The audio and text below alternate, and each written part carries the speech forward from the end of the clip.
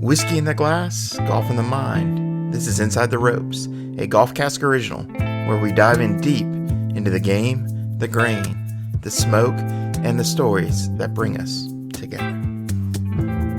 Welcome to Inside the Ropes, rituals, roots, and a Cavalier pour. Welcome back to GolfCask, where the spark of the leaf, the sip of the good stuff, and swing with intent, and tell the stories that stitch it all together.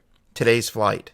The art of lighting up a cigar like you actually respect the leaf. The Irish double tap, 2 knocks, 1 soul. A Cavalier class bourbon bash in Virginia Beach. And a brisk walk through the 6 centuries of golf, from shepherds to superstars. Pour something worthy and let's tee it up.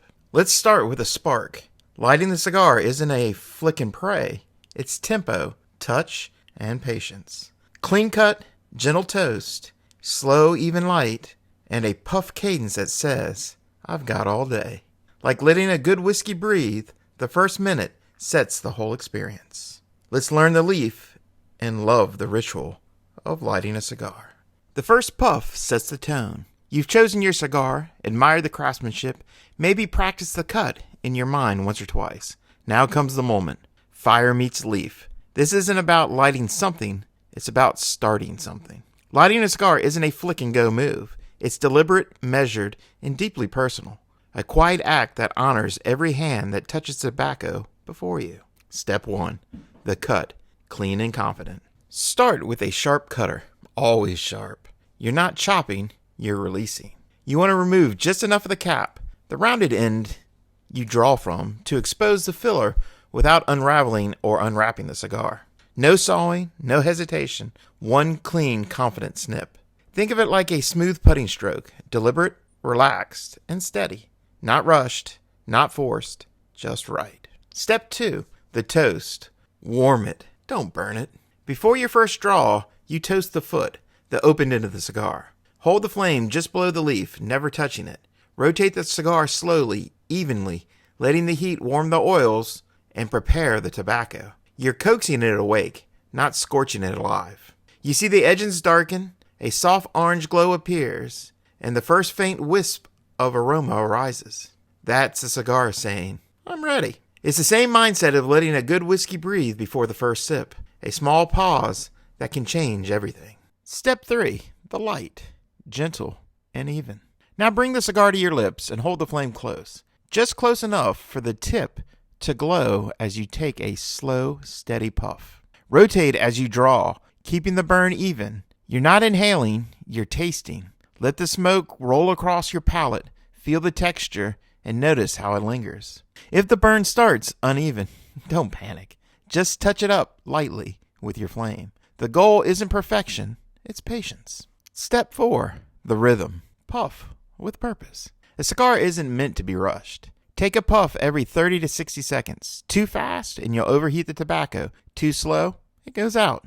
Find your rhythm, a draw that feels like a deep breath before a great golf swing. Easy, unforced, in tempo. The best smokes have a pace, a steady cadence that matches the moment. The finish. Lighting the cigar is about respect for the leaf, the craft, and yourself. When done right, the first puff doesn't just start the smoke, it sets the tone. The flame becomes an invitation to slow down, to enjoy the quiet craftsmanship unfolding in your hands. Here's the final pour. Light with care, draw with rhythm, and remember, you're not rushing through a smoke. You're entering a moment. Because, in the ritual of lighting, patience isn't a step, it's the point. Let's spark one up, my friends. If that ritual speaks your language, you're our kind of people. Join GolfCask Nation. It's free and on the house. Get member access to podcasts, events, the 19th Hole Forum, and more at golfcast.com. Bring your stories, we'll bring the pours. From the flame to the finish, another ritual that's small in motion, but massive in meaning. 2 taps, 1 toast, all heart. First tap for those here with us. Second tap for those who carry on without us. Then you raise the glass and let the whiskey do what words can't. Not superstition. Gratitude in stereo. Double tap, an Irish and GolfCask custom. 2 taps, 1 toast, all heart. Before the first sip, you see many Irish whiskey drinkers tap their glass twice on the bar or table. It's a small, humble gesture, but it carries a lot of meaning. The first tap honors those that are with us, the friends, the family, and the company at the table. The second tap remembers those no longer with us. Those stories and laughter still linger in every pour. Only then do we raise the glass, take a sip, and let the whiskey do the rest. It's not superstition, it's gratitude. It's connection. It's Ireland in a single motion. Few know the rituals, even fewer live them. Speaking of gratitude, the next issue of GolfCask Life magazine drops December 1st. Whiskey spotlights, course features, cigar pairings, and lifestyle stories where the fairway meets the barstool. Members read it all at golfcast.com. Now let's leave the bar for the great lawn, bourbon, breeze, and a hotel that knows how to host. The Cavalier turned into a bourbon lover's playground. Virginia craft took center stage while the big Kentucky names drew the lines. It was a sunny 70 degrees. The Glencairns glowing, live music rolling, standouts from Catoctin, Ragged Branch, and Reservoir, Hazmat Rye. Not for the cowards, somehow still elegant, and Tarnished Truth for their home course advantage. It wasn't just a tasting, it was the community, craft, and family reunion of strangers. The 7th annual Virginia Bourbon Invitational. Let's take a look. There are events that feel like tasting, and then there are events that feel like a movement. The 7th annual Virginia Bourbon Invitational at the historic Cavalier Hotel in Virginia Beach wasn't just another whiskey showcase. It was a reminder that Virginia has planted its flag firmly in bourbon country, and the roots run very deep. From the distilleries to the band to the fabulous food, this was a first-class operation, from first pour to final toast. The Cavalier Hotel, already dripping in 1920s luxury, transformed into a bourbon lover's playground. White tents lining the great lawn, the Atlantic breeze weaving through the crowd, and live music bouncing off old brick walls that have seen nearly a century of stories. And before we go any further, credit where it is due. A huge thanks to Tarnished Truth team for giving my daughter and me full access passes and early entry to film the distillers. The behind-the-scenes footage will be hitting Instagram, YouTube, and Facebook soon, so follow along if you want a peek behind the barrels. So, let's set the scene. The November weather couldn't have been scripted any better. 70 degrees, light breeze, and sunlight that made every Glencairn look like liquid amber. The Cavalier staff ran the event like Augusta runs a major. Impeccable, elegant, no detail missed. Big names from Kentucky were there.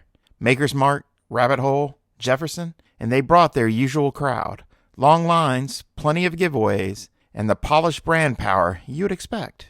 But the real story was off to the side, under the smaller tents where Virginia's own craft distillers were hustling with passion, pouring with pride, and earning every nod, one taste at a time. Let's take a deeper look at the Virginia lineup, craft, and character. Here's who represented the Commonwealth this year, and a little distiller nugget from each stop along the trail. Cashel Beer and Spirits. Hampton. The name means Stone Ring Fort in Gaelic, and their distillery sits in the 1936 National Guard Armory. Strong, sturdy, and proudly built on local grit. Catoctin Creek Distilling, Percyville. First legal distillery in Loudoun County since Prohibition. Running on solar power and organic grain, their Roundstone Rye remains one of Virginia's finest exports. Copper Fox Distillery, Sperryville and Williamsburg. The only American distillery floor malting its own barley, smoked over applewood and cherrywood, their single malt proves terroir isn't just for wine.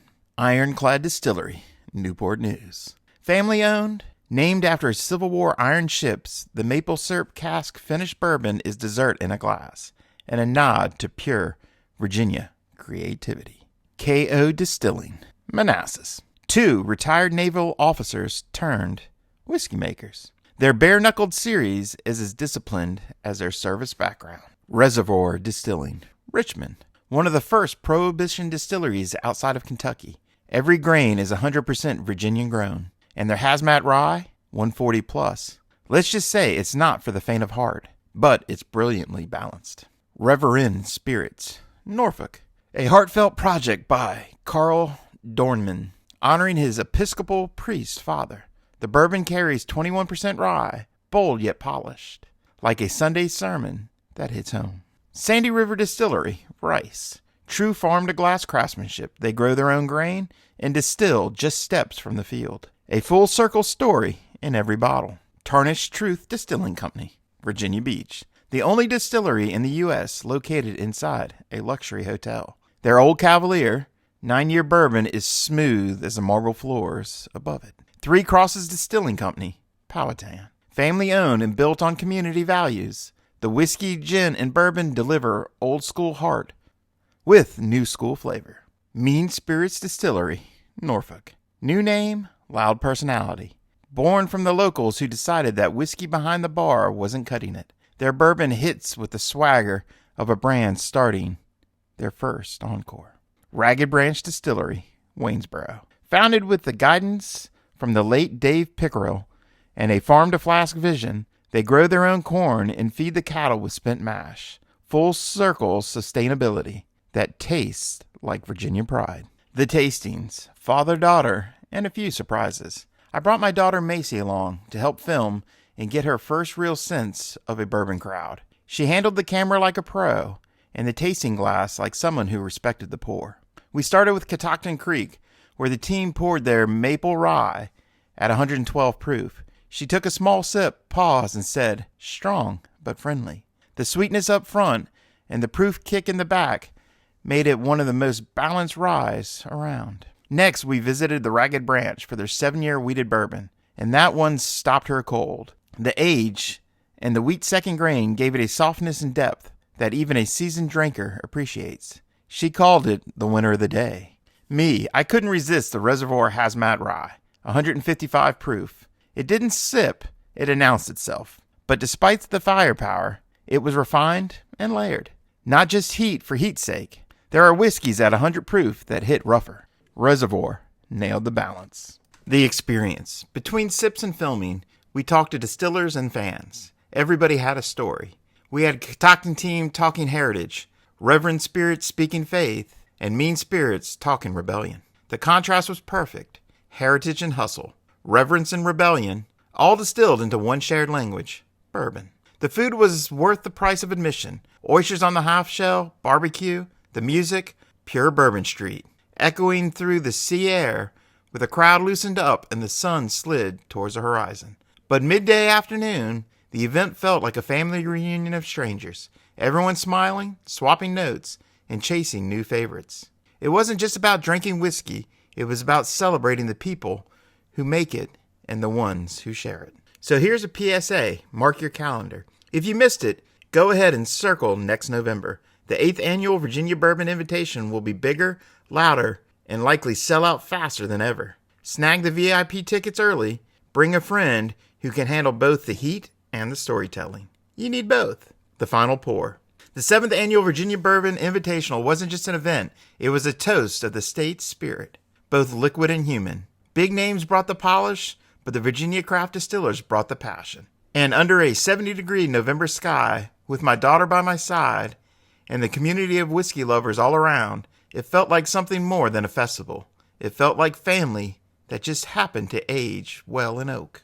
Until next year, keep your glass half full, your aim steady, and your heart open to good stories and better spirits. Speaking of spirits, we're building a leaderboard that actually matters. Pour Decisions needs your scores, from the course, the pub, and the whiskey shelf. Drop your ratings at GolfCask.com and shape Pour Decisions.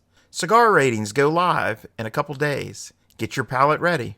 Before we sign the card, let's rewind the game itself. Wind, wool, and rabbit holes. 6 centuries of swing, from shepherds skipping pebbles across linklands to featheries, gutties, steel shafts, and the tiger. Kings banned it, legends built it, and we still call penalties on ourselves. Same soul, better tools. Every tee shot today echoes 1,000 of yesterday's. Let's take a quick brief history of the wonderful game of golf. Every time you swing a club, you're borrowing from 6 centuries of trial, turf, and tradition.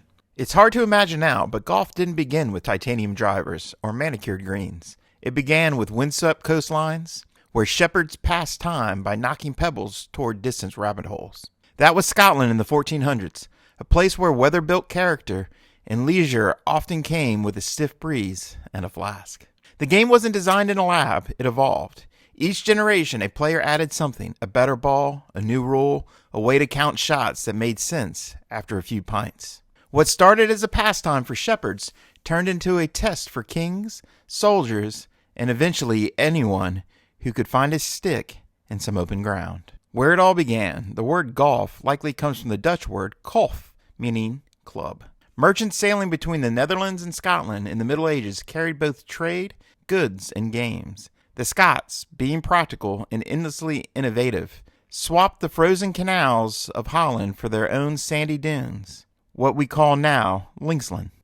Those early links, St. Andrews, Leith, weren't manicured playgrounds. They were raw landscapes shaped by the wind and salt. Sheep kept the grass short, nature decided the hazards, and if your ball found an old sheep's bedding area, that was your bunker for the day. In 1457, golf became so popular that King James II of Scotland actually banned it, not because it was bad for society, but because soldiers were spending more time swinging clubs than practicing archery. The ban didn't last. You can't outlaw obsession.